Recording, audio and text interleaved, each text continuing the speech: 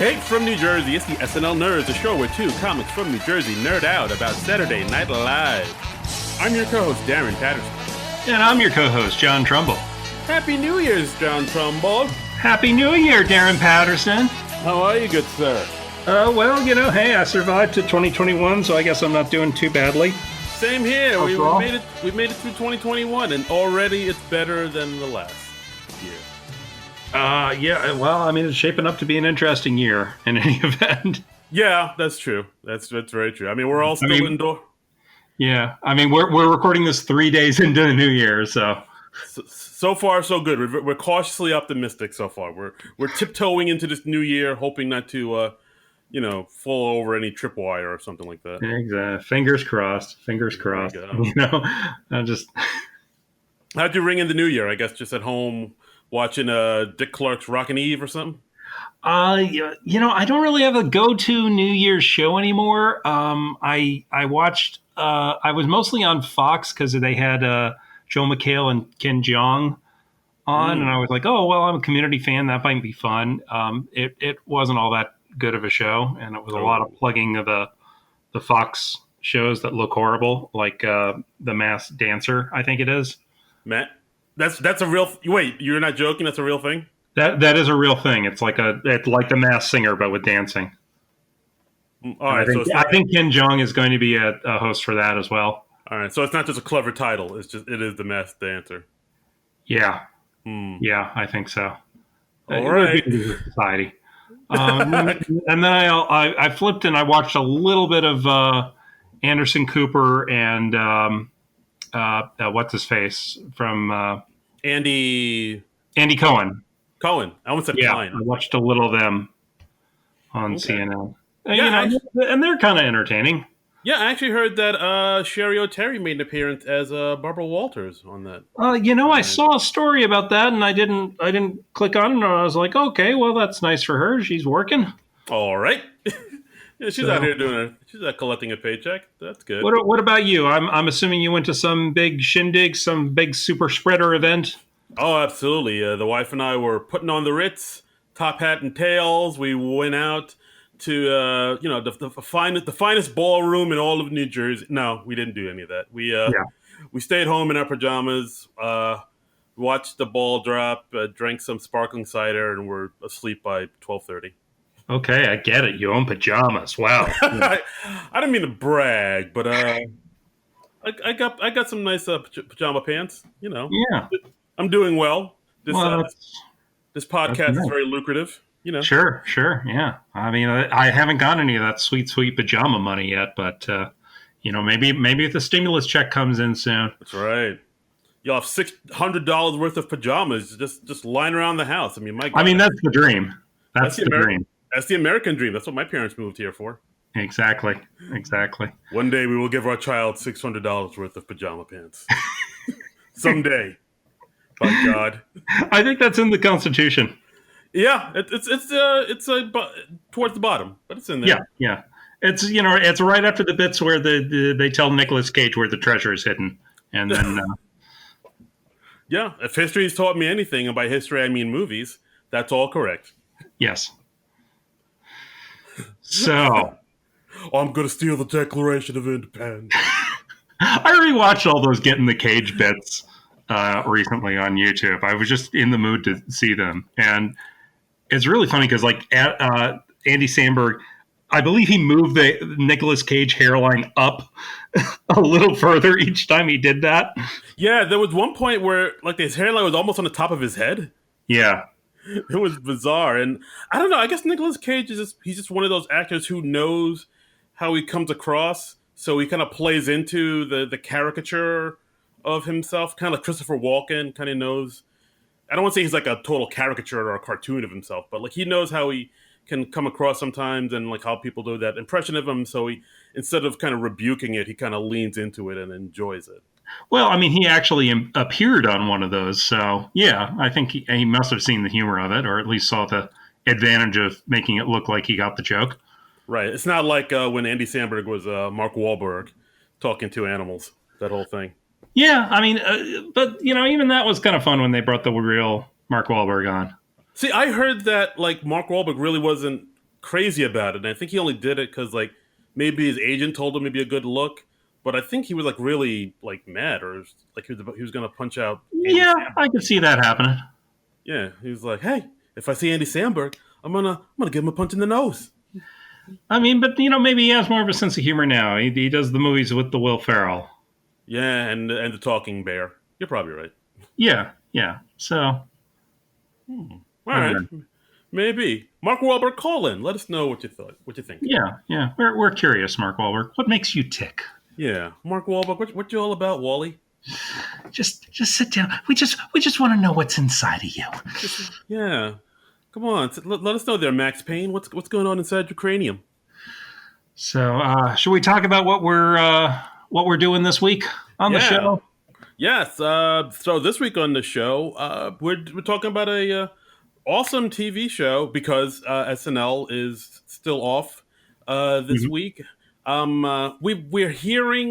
We've heard that it might come back on the 30th, or it's supposed to come back on the 30th, but like they haven't confirmed it yet. But word on the street, is Yeah, it's coming back on the 30th. But until then, we're going to talk about one of my favorite TV shows that's been out for the past 2 years, Barry, with Bill Hader. And this came out in March 25th in 2018 on HBO. yeah. So, I mean, a relatively recent show. This is a show I'd heard about, but hadn't had the opportunity to watch. I didn't have haven't had HBO for the longest time, but I signed up for the HBO Max last week so we could do the Wonder Woman 84. And I was like, hey, why don't we do Barry? Barry's on there. I can watch Barry. You can go through it a second time. I'll be watching it the first time, and we'll talk all about the 2 seasons of Barry. Yeah, and I was happy to do so because I really enjoy this show. So this show is created by Bill Hader and Alec Berg. And for those of you who don't know who Alec Berg is, you kind of should because he's kind of a big deal. He wrote on Seinfeld, a little show called Seinfeld, and is the co-creator of Barry. He also co-wrote on I think it's an EP also on Curb Your Enthusiasm, Larry David's show, and he also was an EP on Silicon Valley. So he's a kind of a big deal in the comedy world. Okay. Yeah, I don't think I was real familiar with Alec Berg by name, so this was kind of a pleasant discovery.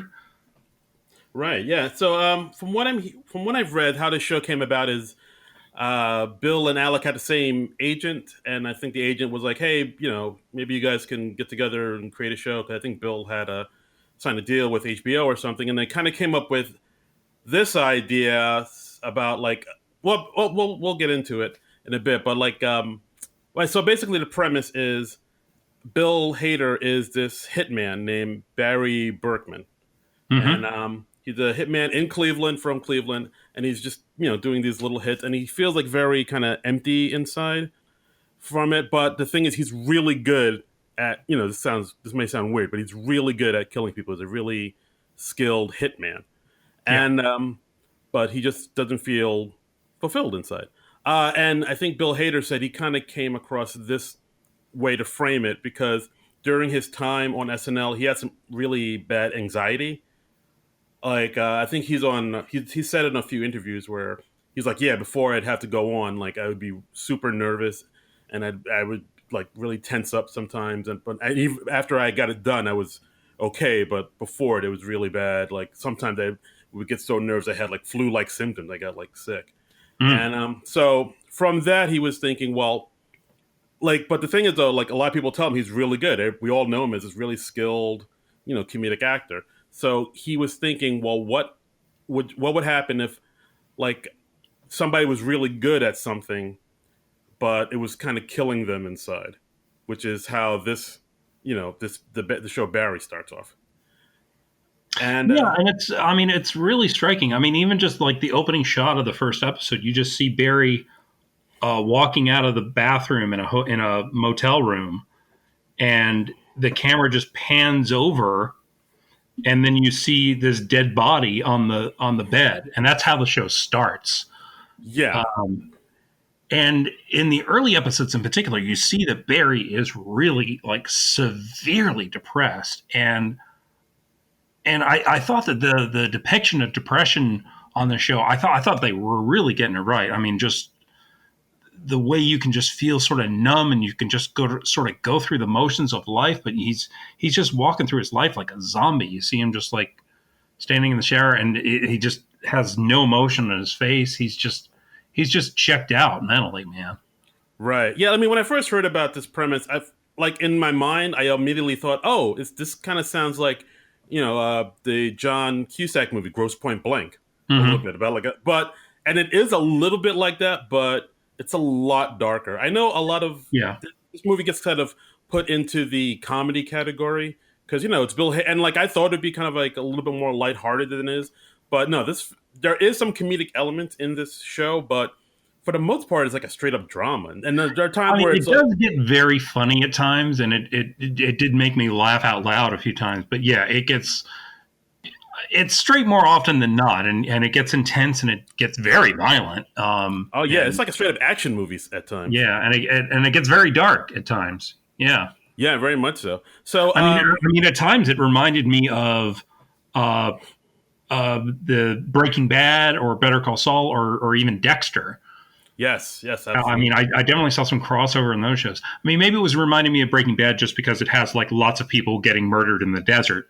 Um, Yeah, but that's true too. and it also reminded me of Dexter because like you also see like him sort of waking up from his life that or what his life has become, and he's like kind of learning how to feel again and learn how to feel empathy again, and but we're kind of bearing the lead. He like the Barry character, he goes out to LA for a hit job. He has to follow this actor who's been sleeping with this Chechnyan mobster's wife, and Barry, the hitman, follows this fellow. It was Rob, right? Ryan. Ryan. He follows Ryan to this acting class, and he ends up like being impressed with the class, and he gets a dream of becoming an actor, and he joins the class. Yeah, that's pretty much it. So, but yeah. So, uh, Barry, he has like a handler with him too. His name is Fuchs, Monroe Yeah, Fuchs, played by the great Stephen Root. And I mean, Stephen Root's like phenomenal in this series. Like he's yeah. I don't think I've ever seen Stephen Root in anything that I've disliked him in. I can't think of a bad Stephen Root performance. Or no, it doesn't I mean, exist. yeah, I mean, we sung his praises on our Office Space episode, and I have fond memories of him from news radio, especially. That's still the show I most associate him with. But I mean, he's great in just most anything. Right, and this character Fuchs he's kind of I mean he is Barry's handler. He's the one that gives him jobs, tell him where to go, tell him the hit. He sets up everything, but he's Mhm. also sort of a father figure and basically Barry's only friend because he's the only he's the only person that Barry can talk to about these things. They in this later on in the series they say that he hooked up with Barry and Fuchs hooked up because Fuchs was a friend of his dad's, Yeah, and he put him in this path to be a hitman because we also learned that Barry was as ex-military. He was in the Marines, and when he came out of the Marines, he was like severely depressed, and he met up with Fuchs, and Fuchs gave him purpose, and that purpose was to be a hitman. yeah, and as the show goes on, we learn more and more about Barry's experiences in the military, especially in the second season. They really get into what happened to him when he was overseas, and just why he is the way he is, and Yeah, whew, right. it's something else, man. And you Yeah, wouldn't necessarily think that Bill Hader would be somebody you would find credible as a Marine or as a hitman, but he really pulls it off. I would say in the competition between Taron Killam and Bill Hader being the more convincing hitman, I'm going to have to give it to Bill Hader. yeah, that's true. Bill Hader could have been in Killing Gunther, absolutely, Yeah. because it's like we said. Like, I mean, we all know Bill Hader as like kind of he seems like a lovable, kind of goofy, fun, charming guy who does all these great voices, and he's really talented. But then we watch him in this, and I see a whole different side of him. There are Yeah. some scenes in here where he's downright menacing, like he is unrecognizable and just straight up terrifying, like scary.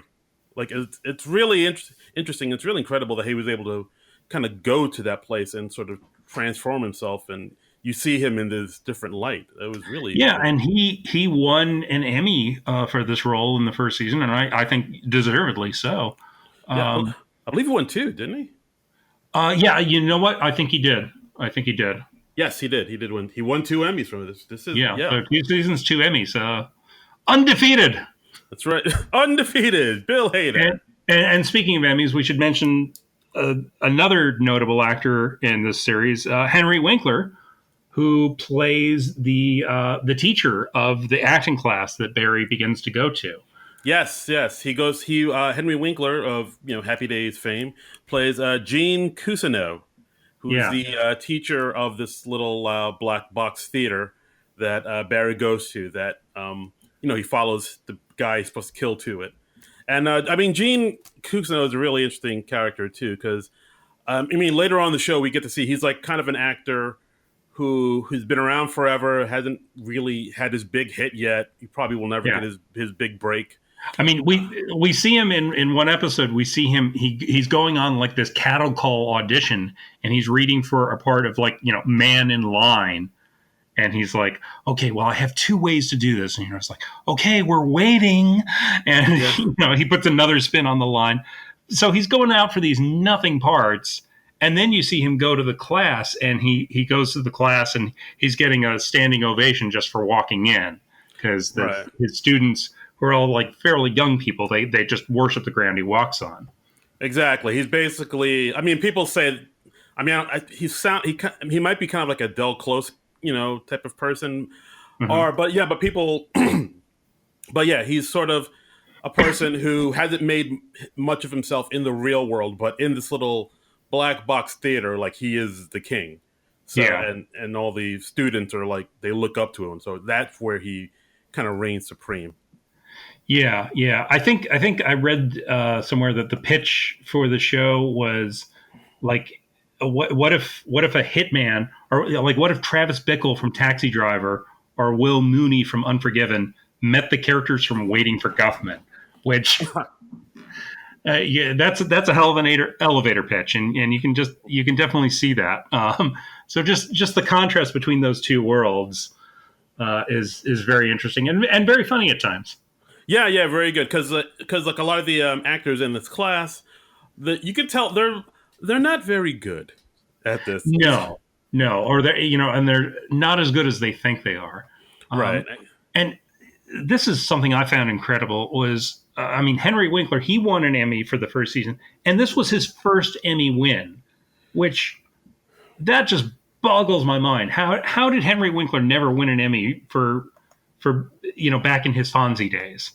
I don't know. I guess. Oh, maybe it's because like back in his Fonzie days, people just saw him as like, oh, that's like a teen heartthrob thing. That's just like they didn't take him. It's not. He's not a serious actor. He's like on the cover of Tiger Beat or whatever. Maybe that's it. Maybe they just I mean, missed he him had with to that. at least. Okay, I'm on his Wikipedia page now. He got 3 Emmy nominations for Outstanding Lead Actor All in a right. comedy series. Maybe I don't know who was winning. He was probably up against Alan Alda for at least a few of those. Mm. He won 2 Golden Globes, but never an Emmy. But I mean, he's Henry Winkler. He's so good, and he in the last decade or two has really had a great career resurgence with like Arrested Development. You see him pop up in the Adam Sandler movies. He's been on Children's Hospital, and it's really nice to see him getting the appreciation he's due. Absolutely. He's always like. I mean, people say he's like the nicest dude in Hollywood. I met him once. I probably mentioned on this thing before, but yeah, I met him that one time, and he was like super super nice. So like Yeah, yeah, he's aces in my book, kid. yeah, yeah. He's cool. Right, Thumbs right. up to Henry Winkler. Hey, A correctamundo. yes. All right, so yeah, a lot of the actors in this class aren't very good. One of the actors, though, the only actor who seems to have who has like really some acting chops, is this one actress, Sally Reed, played by Sarah Goldberg, who hasn't done too much television and film. I read some interviews with her, and she's like, yeah, she kind of comes from a theater background, Hmm. so like she's sort of a newbie to this show, and yeah, I mean her character is really interesting too, and of course she forms a sort of a relationship or a bond with Barry, and there's like an attraction there.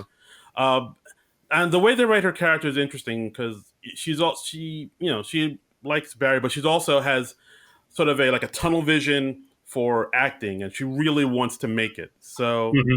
I mean, she is a nice person, but like there, you can see there are times where she can be kind of narcissistic, and and also like she also can be a little not insecure at times, and she has her issues, but she's like genuinely a good person, I think. Yeah, yeah, and and she and Barry form a bond very quickly. They become like scene partners, and it before long turns into like a romantic thing. But there are of course complications there, and of course Barry can't let her into his full life. I mean, she has no idea what he does for a living. But the joke is that all struggling actors have day jobs, and Barry's is just Right. a little more different than most. Right, exactly. And of course, he tells Fuchs this, saying, "Oh, no, I found this really cool acting thing, and like I was up there, and I felt really good. I think this is like my purpose. I really want to do this." And of course, Fuchs doesn't want to hear it because, he says like, "No, you're a killer. This is what you do. This is all you do." And I mean, in his defense, he does make some good points. You can't be a hitman and an actor, because being a hitman, you have to be in the shadows. You have to be solely Mhm. secretive. You can't be in the spotlight. And being an actor, you're literally in the spotlight. Like you gotta be on Facebook, and you have to be there meeting people. Like those two worlds can't mix, because like if you become a bigger and better and more seen actor, then as a hitman, you're gonna you're more in the public eye, so you might get killed. So we see like Barry trying to justify juggling both those worlds, which I think is interesting.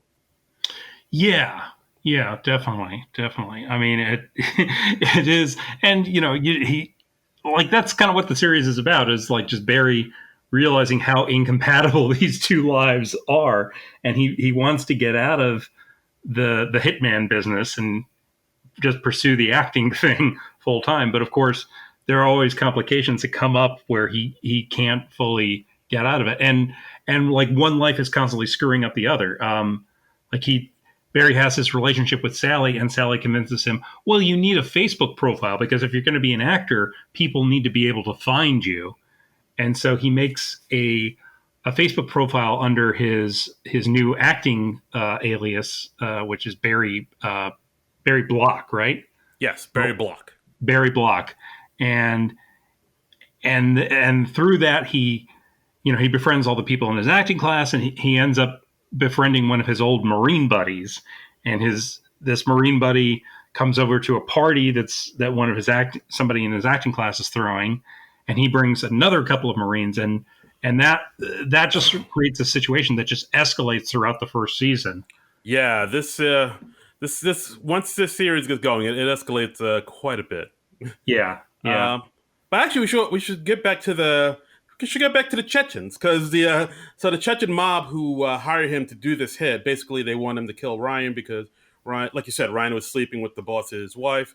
Yeah. So we meet the head of the Chechen mob, Gorin, who they're actually just got there in L.A. The show takes place in L.A. and they're trying to sort of build their stranglehold in the L.A. scene. Yeah, Like they're just like young hungry mobsters. They're trying to yeah, establish themselves in yeah, LA. Like they're like a startup business. yeah, exactly, or like the young struggling actors in Barry's class. Exactly, it's the same thing. Same Hmm. thing. So we see Goron, and we see his number two, his number two man, NoHo Hank, played by Anthony Cardigan. Cardigan. This guy is so funny, man. He's probably the most consistently funny character because he is just this mobster wannabe, but he is so wonderfully clueless and I mean, yeah, he's just great. I mean, some of the humor surrounding him is very dark because he's in the Chechnyan mafia, Yeah, but very funny. I think they had this cool idea to make him a mobster, but make him like really nice and super polite. Yes. So it's funny because he's always like, "Oh, hey man, how's it going? Yeah, You yeah. gonna carry this hit out for me? That's cool, great." He is the friendliest possible mobster. Like he's texting Barry about hits, and he's like sending emojis Yeah, and bit strips and and yeah. There was one point where he like texts the guy's like driver's license and address, saying, "Yeah, tell us when he's killed." And then the yeah, next text is, "Please delete all this information after you killed." yeah, yeah. So he's very clueless, but And oh boy, But yeah, and he's really good too. The actor Anthony Carrigan, he's really funny. He hasn't done too much comedy in the way of comedy because I actually looked into another interview he did, and they were saying because the actor in real life has alopecia, so Mhm. he's totally bald, and he has like a very, he doesn't have much in the way of like eyebrows and eyelashes. Like it's very Yeah, yeah. slight. I was wondering if he'd like shave them from the part if that was makeup, but I had no idea. Okay, so Yeah, yeah, no, it gives yeah. him a very distinctive look, though. Yeah, and like from what like in the interview they said, well, yeah, because I look a certain way, I get cast as villains a lot. He was actually in two episodes of The Flash, and he was been on the Blacklist and Gotham, and so he Hmm. kind of gets, what you call it. He kind of gets put in Typecast. the yes typecast in the villain role quite a bit. He was in the TV show The Forgotten for a bit, Hmm. and yeah, he Okay. gets so like as him doing comedy. This is like kind of new for him, and he's pretty much a natural. Like the way like his reactions to things are hilarious. Like his facial expressions are hilarious. Like he's really good in comedy. Yeah, yeah. Um. So like Barry, like he gets sucked into this acting class, and he ends up actually kind of hitting it off with Ryan, the fellow he's there to actually hit, and he like he ends up driving Ryan home when Ryan's had a little too much to drink after the first class, and they're like hugging in the car. And at this point, Barry doesn't know that the Chechnyans are following him to make sure that the hit goes off without a hitch, and Oh, I and see what you did there. and they're just and they're pissed off when it looks like Barry's just like letting the guy go, and so they decide to shoot him themselves, and then Barry, who's still in the area, he retaliates against them, and it's just this whole can of worms being opened. Right, because Barry and Ryan bonded over. They did a scene from True Romance because there was one line that Barry said when he was Yeah, talking to Fuchs about it, saying, "Oh yeah, it's L.A. theater, so all the scenes they do are from movies." yeah, yeah. That was a nice conceit that they had in the first season. They kind of lost that in the second season, which I thought was too bad because that was an amusing thing. Yeah, I mean, I don't. Maybe it's hard to get the rights for it or whatever, but yeah, I don't know. I don't know. Maybe they just thought the joke got old or something. I maybe. don't know. But that feels right. That feels like a very LA thing. Like I've only been to LA once, but I do feel like yeah, they probably only do like movies and whatnot. Well, I mean, I know in LA there is a theater scene, but it's not, it's nothing like it is because all the emphasis of the city's industry is on movies and TV. So, yeah, theater is ironically kind of looked down on in LA. Right. Yeah. No, I think that's one of the reasons that they also wanted to do that because LA theater, and I don't want to say it's like a joke, but it is.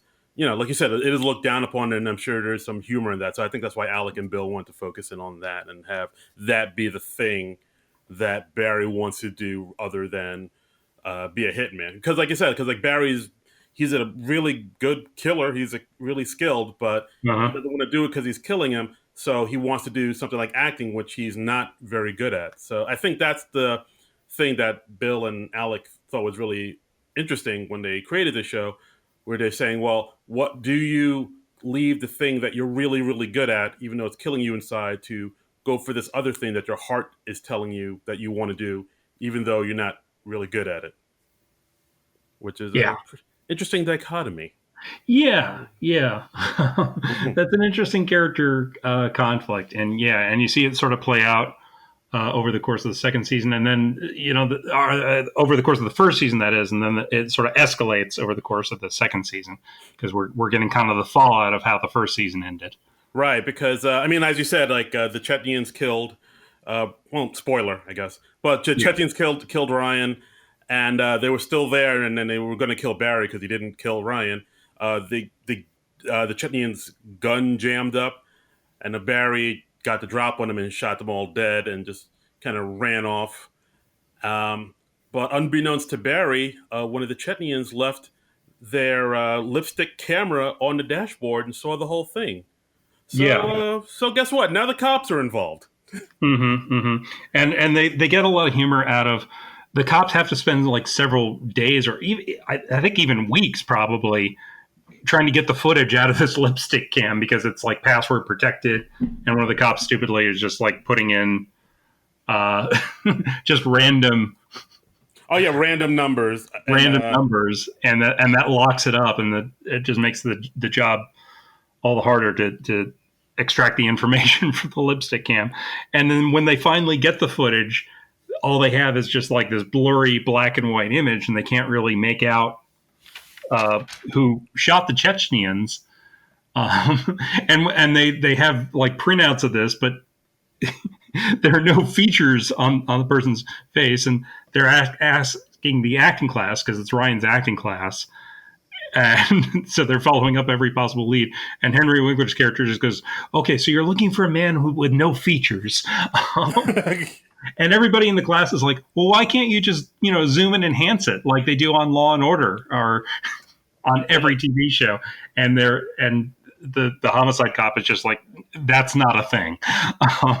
Yeah, dude. So I didn't know that either, but apparently, yeah, that whole zoom enhance, that is not a thing. Like Law and Order has misled tons of people into thinking that was a thing, and then it's a thing that like every TV show does, and it's fine on something like Star Trek if you're doing like a science fiction show, but there's so many cop shows in the present day. It's like, oh well, we got a reflection off this hubcap that's then reflected into a store mirror, and we can zoom in on that and enhance it. But when you blow up a pixelated image, it's just making the pixels larger. You don't get a higher resolution just by zooming in.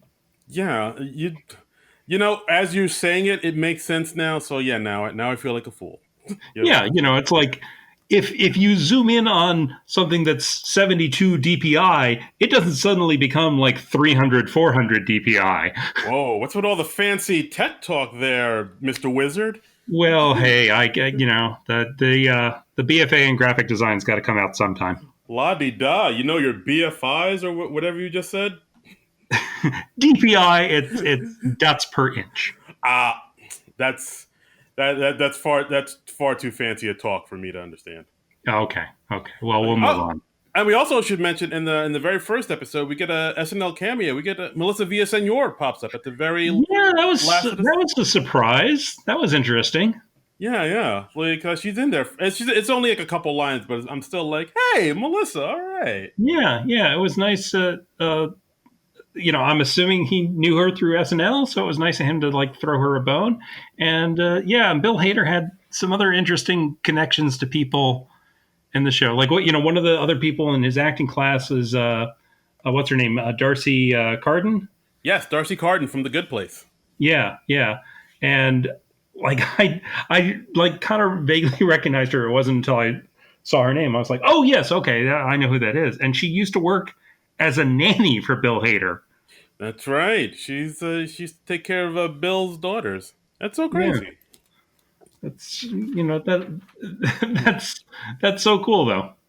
It is. It's like oh, how about look at that, friends helping friends. I do declare. Yeah, it was really nice. I mean, I wonder if that's like Bill Hader's way of kind of paying it forward because, like, you know how he got on SNL, right? Like Megan Mullally saw him in like perform with his improv troupe or something at like I think like somebody's backyard party or something, and she was like, "This guy's really good. I'm going to recommend him to Lorne Michaels," and he got an audition for SNL out of that. What? Yeah, that's crazy. Yeah, nuts, right? Yeah, Megan Mullally just changed that dude's life. Yeah, yeah. Megan Mullally, please listen to this podcast and change our lives. You know, pass this on to Earwolf or something. I don't know. Yeah, yeah. But Oh, I just love that story just because like it makes Megan Mullally sound so cool, and it's just, I mean, that's that's a Hollywood dream right there, man. yeah, that's like you're like being anointed by Yeah, Hollywood royalty there. yeah. So Okay. Bill Hader before that he was working as like a PA on various shows, and Yes, that I knew. Like I think yeah. I forget. I think there was like some TV show where he talked about he was working on like a Steven Seagal film as a PA or something like that, and they kind of trashed it, which Steven Seagal, so it's fine. And but yeah, he told me from what he didn't tell me personally, but from what I heard in interviews, like he was kind of ready to be like one of those post production guys, just like kind of work in the editing room, Yeah, and he was yeah. just kind of doing the comedy stuff on the side, and Megan saw him On and his changed his on world. his Wikipedia page, it says just before he was officially invited to begin work on SNL, Hader was working as an assistant editor on Iron Chef America. Wow. Which, that's quite a career transition there. You know? Yeah, so quite a bit. It's like, hey guys, I'm not gonna edit this Iron Chef. I'm gonna go be a star. Yeah, Toodaloo. yeah, yeah. All right, but this is the first time you've seen this whole season, right? This you've seen Barry. So like, Yes, yeah. I mean, this is the first I'd seen of any of the shows. I'd maybe seen maybe the odd clip on a talk show or something like that, but okay, not that I well, can recall. okay, well, what were your first impressions of the first season? It's like, what do you think of the characters, the storyline, like Well, I all mean, that? I really enjoyed the first season in particular. I thought, I mean, like I said early, I was really impressed with how they were depicting Barry's depression, and you can even see it in how he dresses. He's like just got this very bland clothing. He wears like a lot of gray, and it's buttoned up to the top button, his shirts, and they're like freshly ironed. He looks very very nondescript. And then at one point when he goes to a party, he's trying to fit in, or he's trying to fit in with the acting crowd, and he buys this whole new outfit, and they're like, "Oh, hey Barry, you look good," and he's like, "Yeah, the outfit was on the mannequin," and he's Yeah. wearing the exact outfit, and he even has like the satchel that the mannequin Yeah. was wearing, and he never takes it off because that's what the mannequin was wearing. Yeah, the little messenger bag. That was hilarious. And then I think that's the episode where he brings Sally a laptop because Yeah, he noticed like her laptop was broken, so he gave her a laptop as a gift. And Sally was like, "What? A lap? That's weird. Why are you giving me a laptop? That's like way too much money." yeah, yeah. And this is something, at this point they've just like hooked up once. They've spent one night together, and so they were saying like, Barry, who has a very sort of junior high understanding of how relationships work, he's like, oh, we're boyfriend girlfriend now then. So Right. Yeah, and I think that's the thing with this series is that Barry's kind of. I mean, I don't want to say he might be a sociopath. I think they're still trying to figure that out. But like, he's like somebody who's just trying to get back in touch with his emotions a little bit. But mhm. because to become a killer, you kind of have to be detached and kind of have no soul. And I think he's trying to be done with that. And he's trying to learn how to, I guess, be a real person. So like Right. we kind of see that as the show goes on. Yeah, and that was where the show reminded me of Dexter a little bit, because like you see a little of that happening in the Dexter was on Showtime, I think, which is a show Okay. about a serial killer who just decides to, I have this compulsion to be a serial killer, so I'm only going to kill other serial killers, and just use this for good. But he like falls in love over the course of the series, and you see him like sort of his soul kind of waking up, and I felt a Right. little of that was happening with Barry. Yeah, there's definitely a little bit of that. I mean, also it may have to do with the way it's shot. The way it's shot is very kind of like cinematic and whatnot. I went to see Mhm. who directed most of these episodes. Most of them were directed by either Bill Hader himself or Alec Berg. Mhm. There's a few other episodes that were directed by other people. One episode was directed by Maggie Carey, who has directed the To Do List with Aubrey Plaza, who's also he was also Bill Hader's ex-wife now. And Hmm. then a couple episodes were directed by Hiro Murai, Right. whose work I really enjoy. He directed like a couple episodes of Atlanta. He directed the now famous "This Is America" video by Childish Oh, Gambino, and like he has a really cool like eye and a cool like sense of like style, and I really yeah, like it. it's a really good looking show. I mean, it's lit. I mean, it's very cinematic. It looks like a movie. I mean, it looks like they spent some serious coin on it. And yeah, Bill Hader does direct a fair amount of the episodes, and is I mean, it's I guess it's some of his technical PA and editing background coming to the fore there. But yeah, it's really impressive. Yeah, yeah, he's really good, and of course, as we said, like Stephen Root, who plays Monroe Fuchs, he's a really interesting character too because he is. It's like we said, he is like a father figure to Barry. He does care about Barry, but at the same time, he's like a very slick talking type of dude. Like he's very fat. He's like he has a way of kind of, I don't want to say like a con man, but he's very good with his words, and he can like really kind of talk people into doing things and whatnot. If I had to compare it to anybody, I would say like maybe like Loki from the MCU, Uh where he's huh. like a type of person who's very good with talking and very good with his words, and he's always looking for an angle. He's always looking for a way to get what he needs out of the situation, and basically survive too. Like he'll say and do whatever it takes to, survive to the next day. He's like one of those type of people, I'd say. Yeah, yeah. And I mean, I think it's really interesting, like seeing Barry's empathy kind of reawaken. Like they're like out the acting class is very shaken after Ryan's murder, and they decide to do like a benefit performance for him. And I think they say something like, the all the proceeds for this are going to end violence. And Yeah. they don't name a charity or anything. It's just that's how vague it is. Like it's going to fight against violence. Yeah, you hear the audience people go like, "What? What is Yeah. that?" But he sees Ryan's father, who's obviously very broken up about the death of his son, and Barry's very shaken by that because, like, up until this point, he's always made a point of killing bad people. People who I guess you could argue deserved what was coming to them. But Ryan, the only mistake he made was like sleeping with the wrong woman. So but he seems to be a good-hearted guy, and Barry seems to really struggle with that. Right. Like I think at this point, like Barry's starting to see the repercussions of his actions. He's there to see like the not the downfall, The aftermath. the aftermath of like Yeah. him, because like he just killed. Usually he's just used to killing somebody and just on his way. But now Right. he's starting to see, oh no, there's people in this person's life that loved and cared for this person that I took away. I took that person away from them and made their lives terrible. There's you Yeah. know And also like his Gene, the acting teacher played by Henry Winkler, is trying to like unlock Barry's emotions so that he can tap into this stuff so he can become a better actor, because Barry is not a good actor when he starts. I mean, he's interested in acting, but he is just so stiff and so restrained that he is just not good.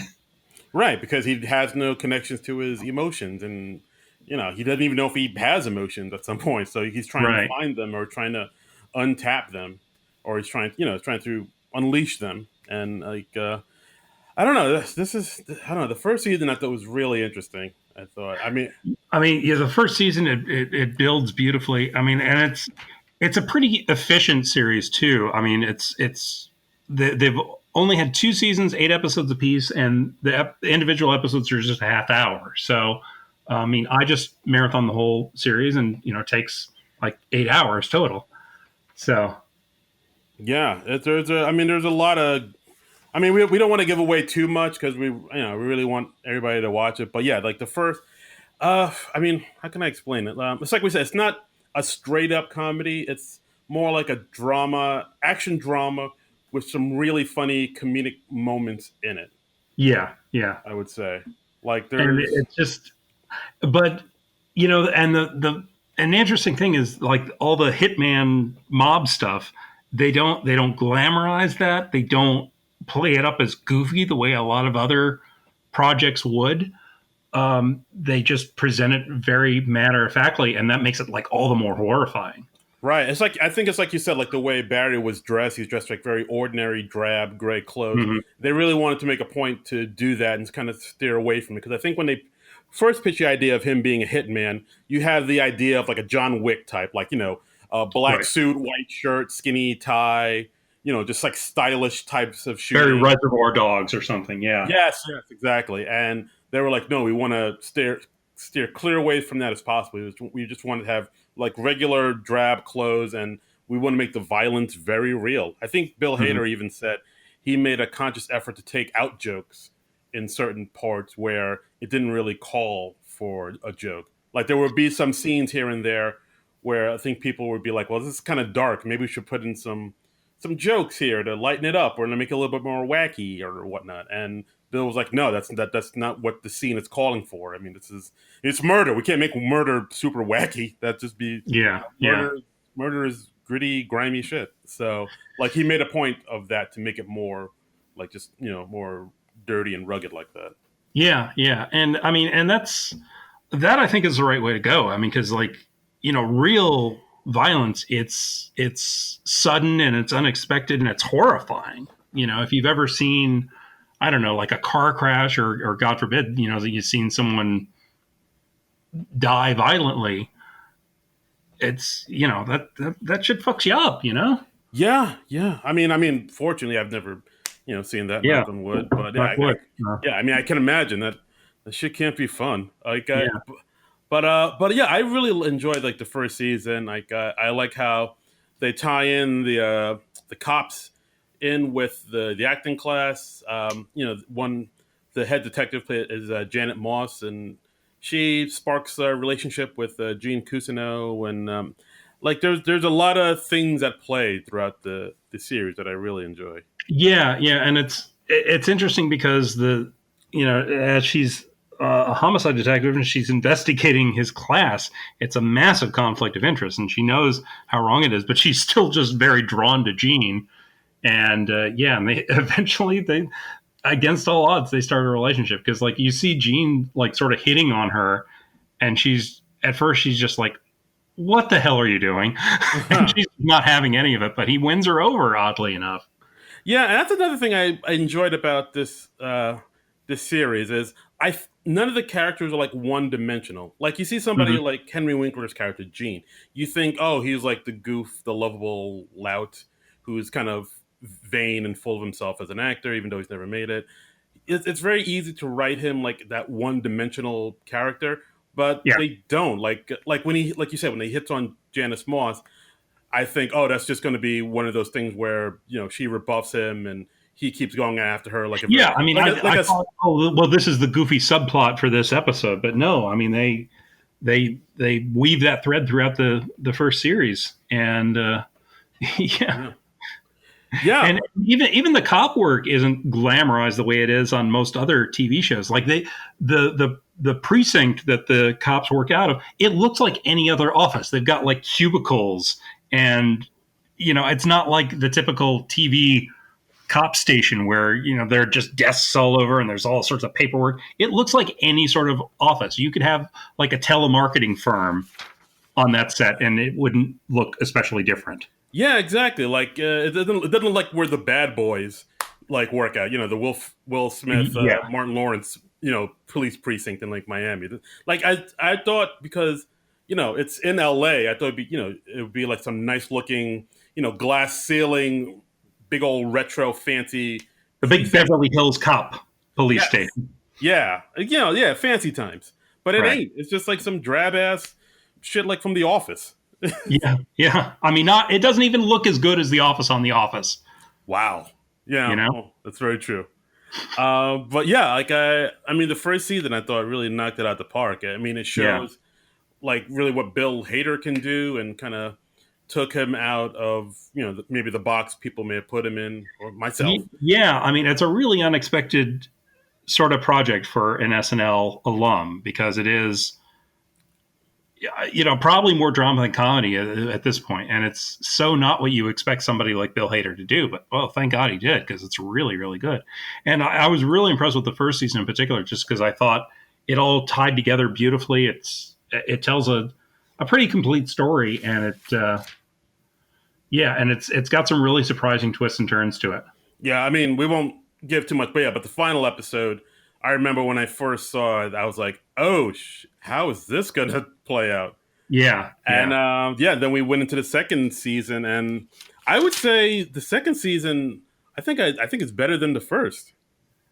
Yeah, I preferred the first season more. I thought the Yeah. second season, while it was still very good, it meanders a bit more. There's a subplot between Gene and his estranged son. We discover that Gene has a son that he basically abandoned when he was a kid, and they've never really had much of a relationship.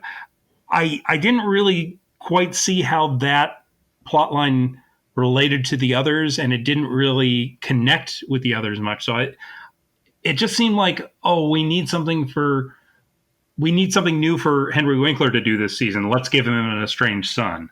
Hmm. All right. That's how it felt to me. All right. Because like after they introduced the character in the first couple episodes of season two, they didn't just drop him for several episodes while the other plot lines are taking prominence, and so it was just like, well, what was that whole thing about? Hmm.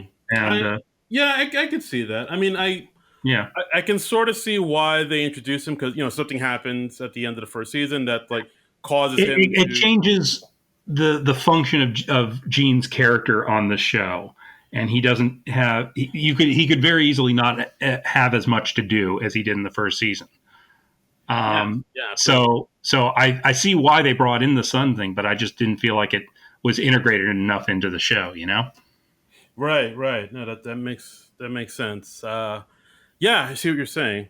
But I mean, for the most part, I don't know. I thought it was interesting with the season two is like they get more into Barry's character. It's like we said, like more about who Hmm. he is. They talk about his first kill in the Yeah. Marines. That was a We great have some episode. flashbacks to that. The acting class, they decide on a project to draw from their own lives. And Barry tells the story about his first kill when he's in Afghanistan. And then as he's telling the story, a couple of people in the class get up on stage and start acting it out.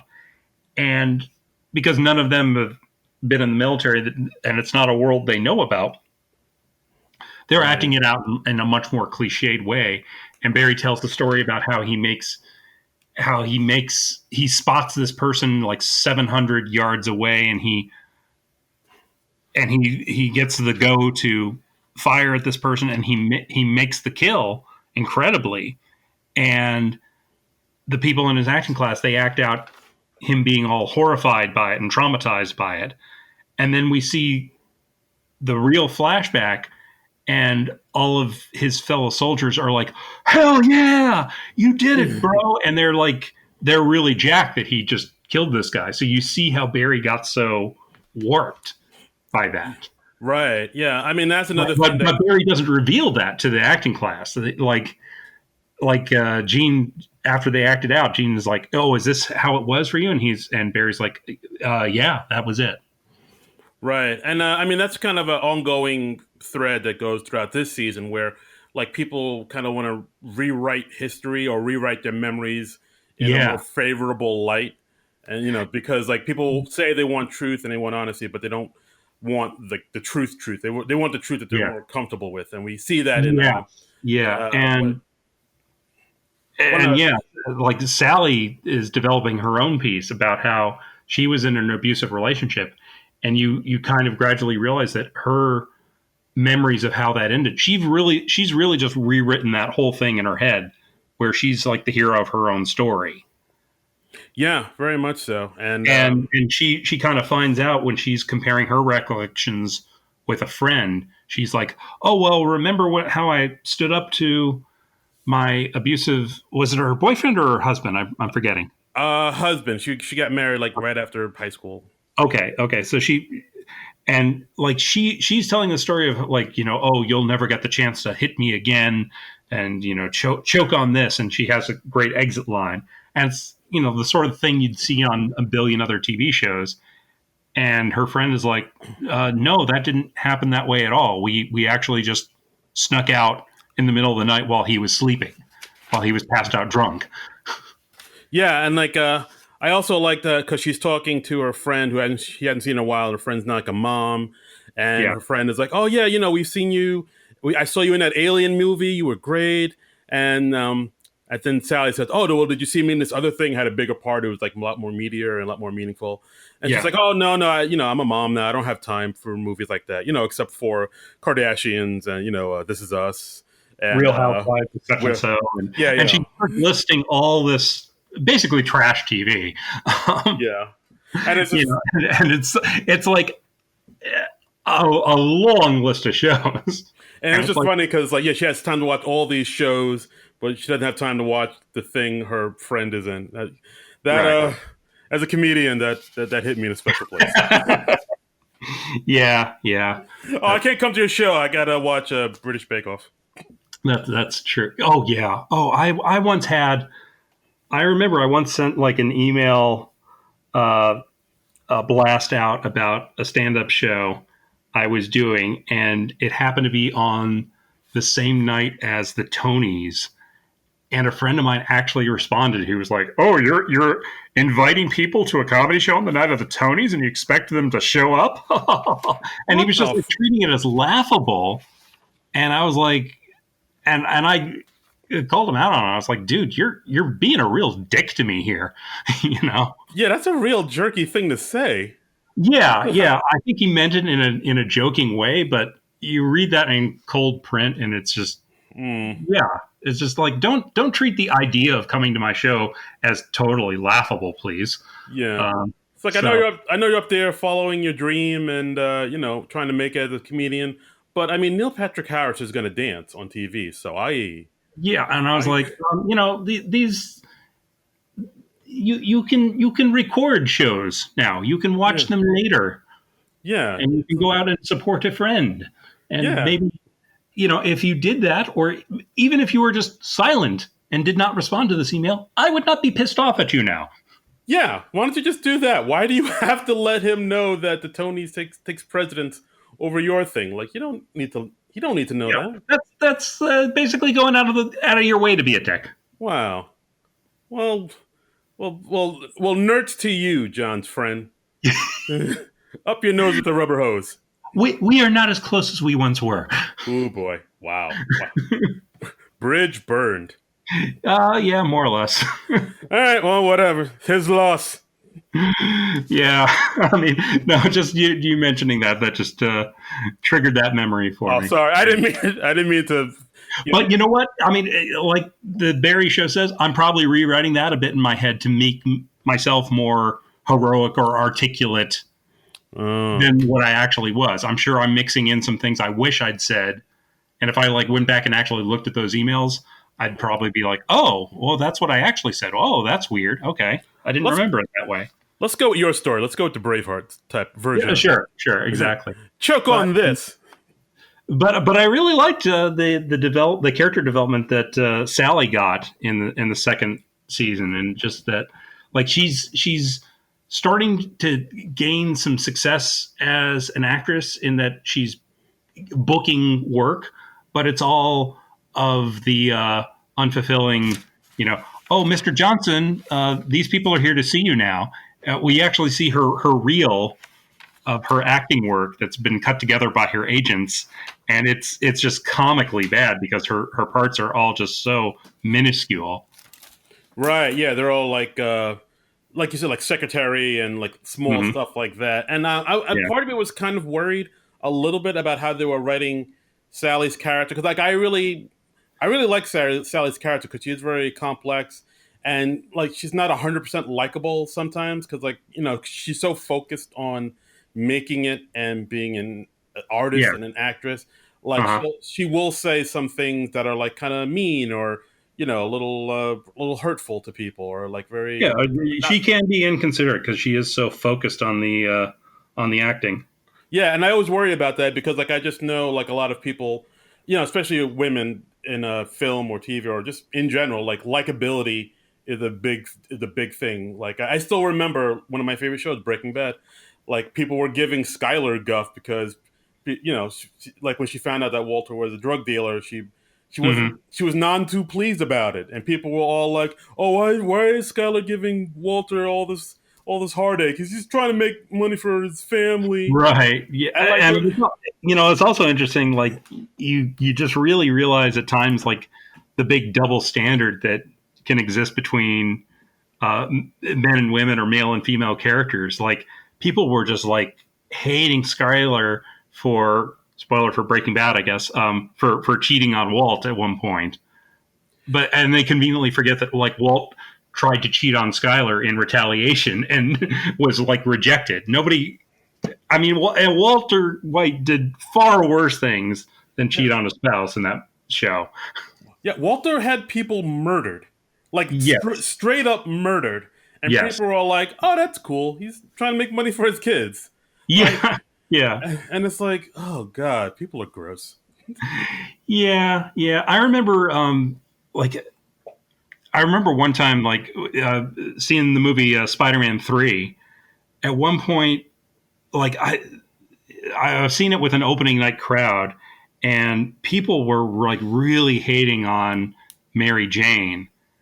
And like at one point, like when I think she kisses Harry Osborn at some point in the movie, and like I remember somebody in the theater just cries out "whore" when she did that, Oh god. and that's like after Peter as Spider-Man like kisses Gwen Stacy with their like special upside down kiss, Oh. and I remember the audience that night.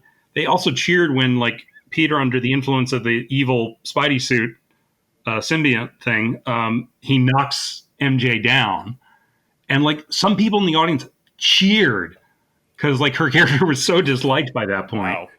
And I was like, hey, yeah, there's a definite double standard going on Yeah, here. that's some incel shit. Yeah, I know. I was just like, this is something else here, guys. Yeah. I mean, that's sad. I mean, the fact that, you saw Spider-Man 3 is sad. It's all sad. The story gets sadder. I actually saw it twice in one night. Oh, John. I saw it like with one group of friends, and I think I had plans to see it with another group of friends, and I kind of was like after the first showing of it, I think I was kind of fooling myself. I was like, yeah, this was pretty good. This was all right. I'm not going to mind seeing this again. Oh, dear. That movie has problems, you guys. Yeah, you don't say. It's like, oh yeah, no, this is fine. I'm sure Lucy will hold the football this time as I run and try to kick it. Oh, he didn't mean it. He still loves me. God damn.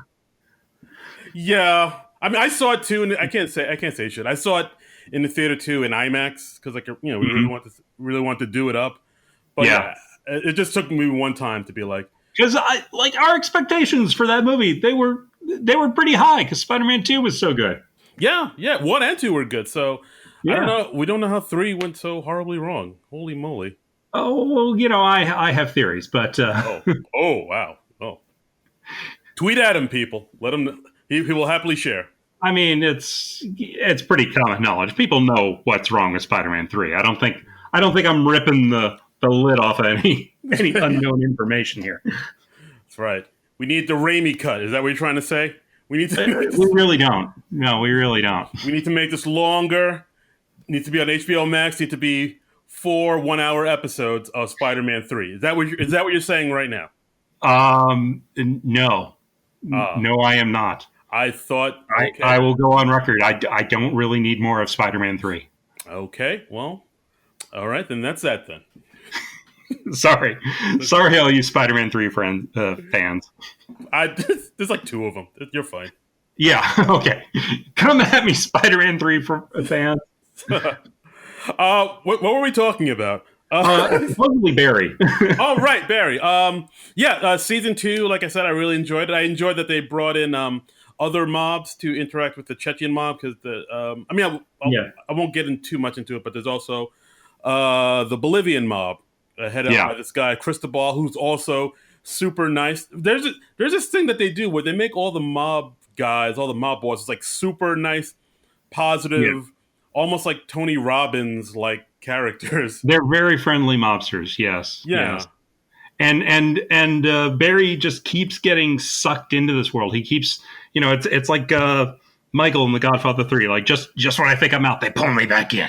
And there's right. always something that just keeps drawing Barry back into this world against his will, against his better judgment. Because it's usually it's like he's being forced or blackmailed in some way. It's like, well, if you don't do this thing, then I'm gonna expose you for this. And they play that note a lot, but they find a different way to do it each time. And it is very good writing. Yeah, and also, I mean, NoHo Hank, he had the bigger part in, I think, in the Mm-hmm. second season. You see him more, and he's a hilarious dude. I don't know why he hasn't done comedy more often. Actually, according to IMDb, Bill Hader said that NoHo Hank was originally meant to die in the pilot, like I read that. Yes, yes. when Barry shoots at the car and he's supposed to get capped, but they just found him so funny they decided to keep him.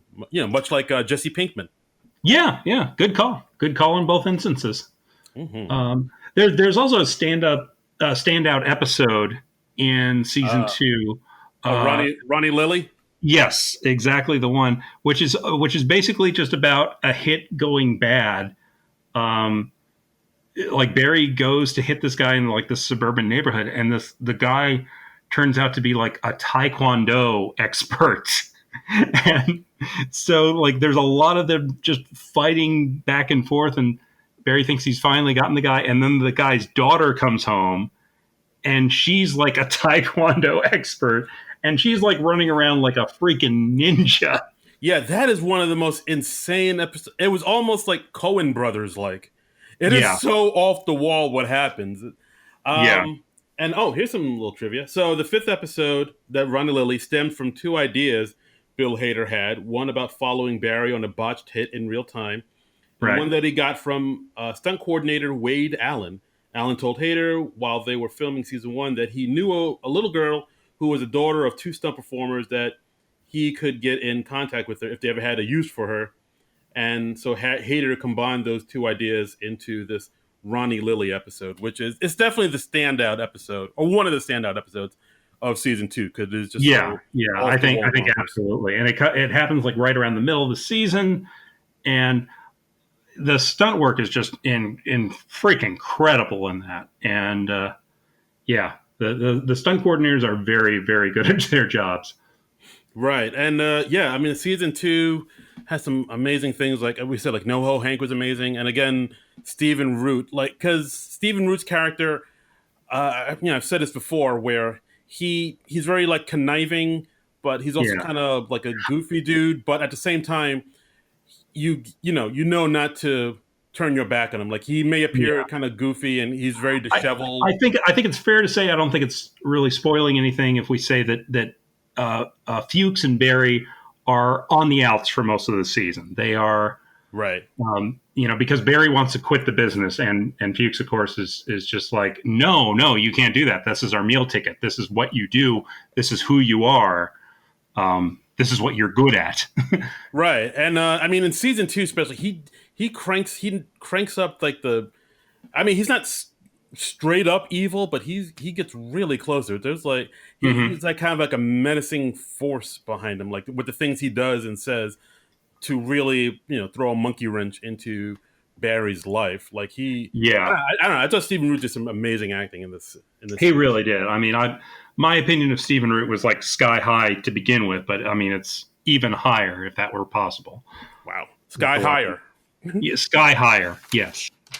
And again, we won't say how it ends, but it ends on a note where you're like, wow, how is this going to end out? How is this going to continue? I mean, it's like we keep coming back to Breaking Bad, but it's like one of those Breaking Bad episodes where it's like,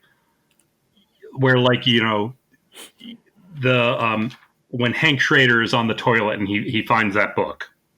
Yes. If you watch Breaking Bad, you know the scene I'm talking about, and it's a scene where it's like, oh, this thing finally fell into place. This changes the whole world of the show, and where is it going to go from here? Season 2 ends on that sort of note. Yeah, it's really. I don't know. I can't say enough good things about the show. I'm really glad you got a chance to watch it. Yeah, So you like the first season better than the second one, just because of that meandering stuff with the I son? did. I felt like the first season was like a tighter story. The second season they're going off in a few different directions, but there are things I love in the second season too. I love the whole subplot of Barry and Sally both trying to find their truth in the pieces that they're writing for their acting classes, and the different conclusions they come to in that. I thought that was just wonderful. I mean, there's a lot of great stuff. I just thought that season 2 was like a notch below season 1, All personally. right, no, fair enough. I do also enjoy that. While they also talk about the world of hitmen and killing, they also have some commentary to say about the showbiz and the world of people trying to break it in, trying to make it, and auditions and whatnot. Hmm. There's like there's some good stuff in there about that. I mean, I don't think. Well, there's one part. I guess it's not a super spoiler. I guess there's one part where uh, was it Sally gets a new agent, and they put Yeah. her. They say, "Hey, we're going to set you up an interview with this big TV producer. Not interview, but like a Hmm. meeting with this big TV producer."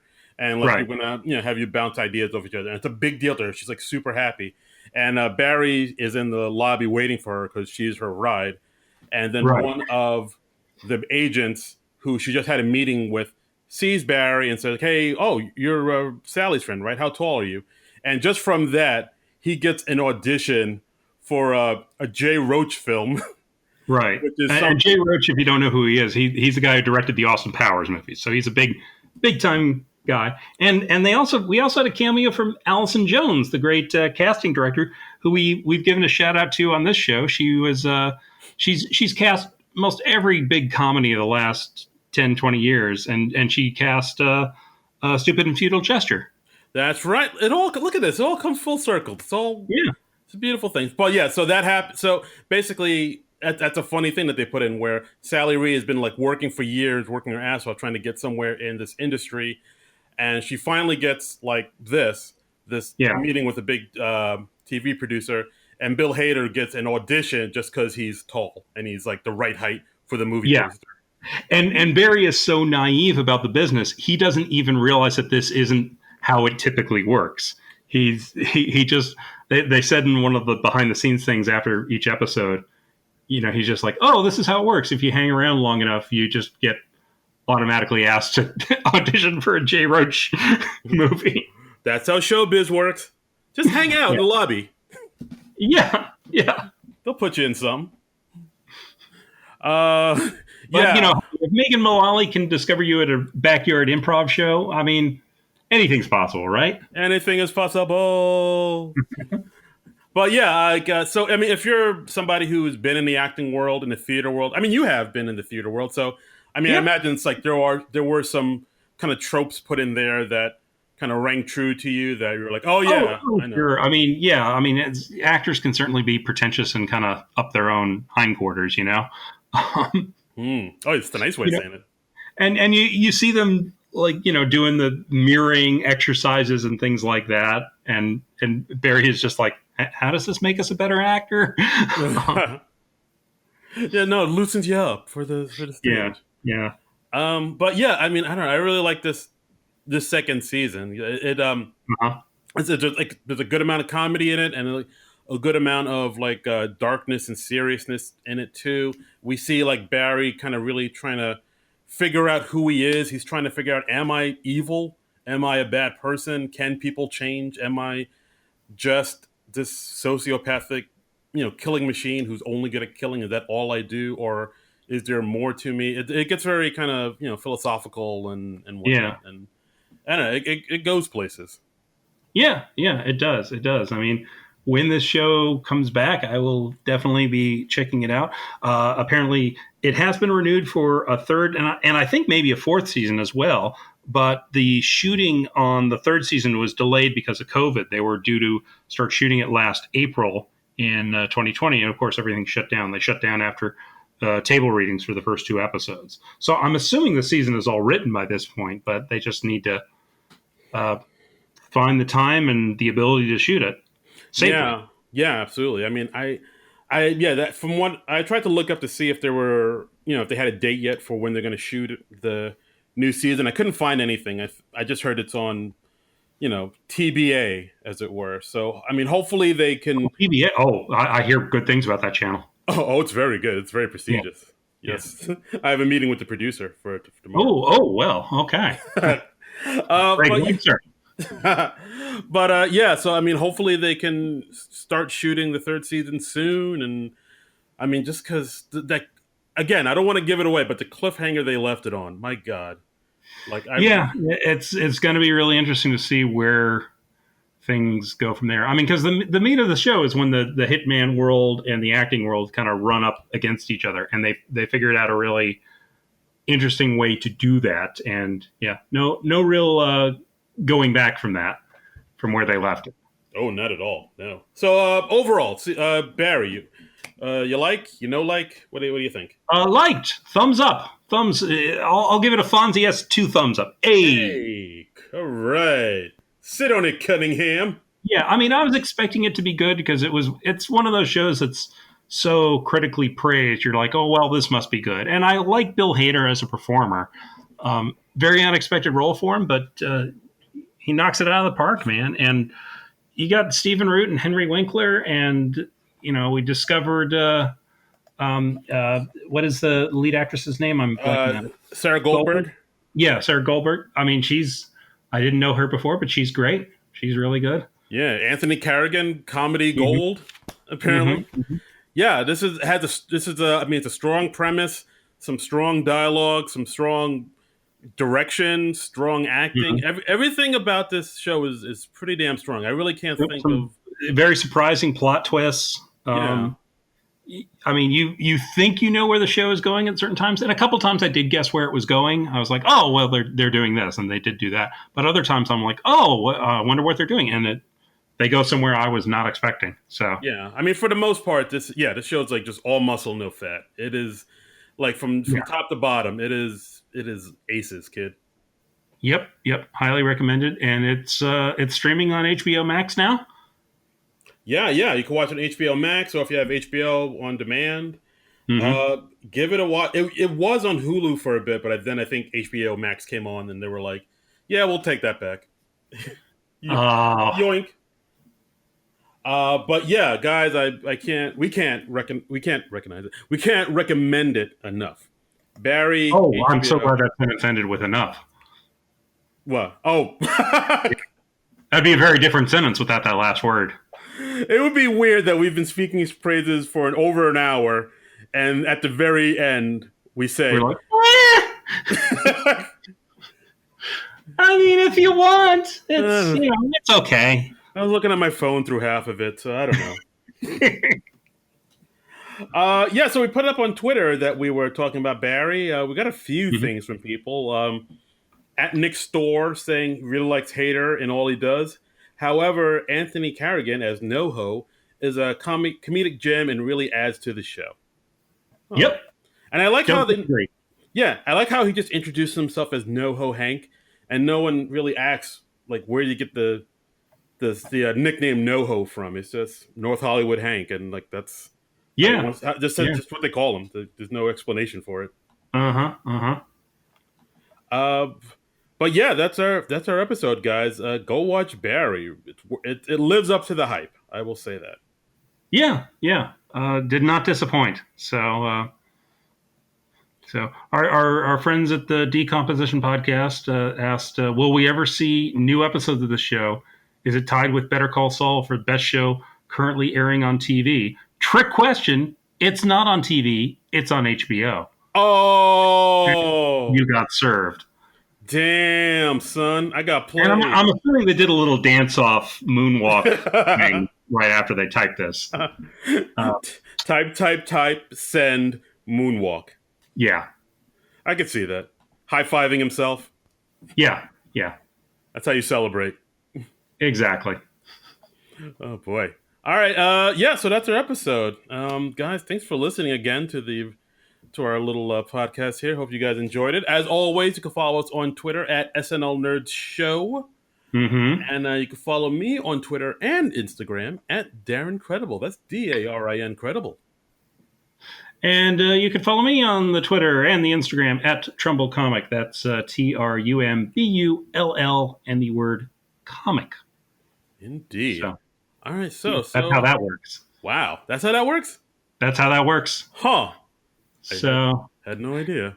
And if you have suggestions on what you would like us to watch next, something SNL related, we define that as just starring or connected to somebody who has been involved with Saturday Night Live at some point in its long and myriad history. So, we're always looking to discover new stuff on this show. So please let us know what you'd like to hear us cover. Absolutely. I mean, we got a couple weeks until the new episodes of SNL start. So, throw us some ideas. Let us know what you would like to hear us babble on about. A documentary, a TV show, a series, or a movie, a puppet show, whatever. A backyard improv show. Yeah, exactly. A backyard improv show, a rooftop show, Zoom show. As long as it's SNL related, we'll consider it. Yep. So, all right. So that is it. We'll be back next week with something else SNL related. We'll figure it out. The tweet at us in the meantime. But until then, nerds out.